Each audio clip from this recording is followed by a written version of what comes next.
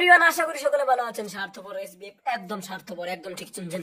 এত কিছু হয়ে গেল তাদের, যে বাংলা নিজে কি জানি একটাই হলো অ্যানাউন্সমেন্ট হলো, রঘু ডাকাতের অ্যানাউন্সমেন্ট হলো। তাদের যে সমস্ত ফ্যামিলি মেমরি পচা পচা সুযোগগুলো আছে একদম ভালো না। তার মধ্যে আমাদের এক্সাইটেড কাকা বাবু এবং এই শুধু ই নিয়ে রঘু ডাকাত নেই, আর একটা আছে কি জানি আবির চ্যাটার্জি, এইটাই। এছাড়া কোনো এক্সাইটেড নেই। এবার তাণ্ডবের যে একটি অ্যানাউন্সমেন্ট দেবে, তাদের তাণ্ডব দিচ্ছে একটা গ্রিল তো দিবে, তাও তো দেয়নি। এরকম ভাবে চলবে ভাই? এরকম ভাবে চলবে যে মেগাস্টার তাদেরকে বড় একটা হিউজ একটা অ্যামাউন্ট এনে দিল, মানে তুফান দিয়ে তাদের সর্বোচ্চ ভিউ হলো তুফানের ইদানিং আর কি। তারপরেও তারা কি করলো? বিশ্বাসঘাতকতা করলো। এটা তো একদম ঠিক হইলো না। তারা একটা অ্যানাউন্সমেন্ট শাহিদ খানকে অপমান করছে, দাম দিচ্ছে না। শুধু তাই না, আপনার নিজের যে দাগি সেটারও কোনো কিছু দেয়নি। এটা কি একদম ঠিক করছে? আপনারাই বলুন, এটা কি একদম ঠিক করেছে তারা?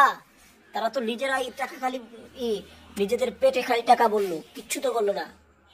কি আর বলবো এদেরকে? এই এসকে মুভিজ, এটা নেক্সট আরেকটা ভিডিও, আরো 2টা ভিডিও আছে, সেখানে আপনারা পাবেন। এই মানে এই সমস্ত আরো 2টা ভিডিও আমি বানাবো, আপনারা পরবর্তীতে দেখতে পারবেন। এটা আজকেই আমি দিচ্ছি, একটু পর পর আপলোড করবো এই বিষয়ে। তো কন্টিনিউ নেক্সট এপিসোড।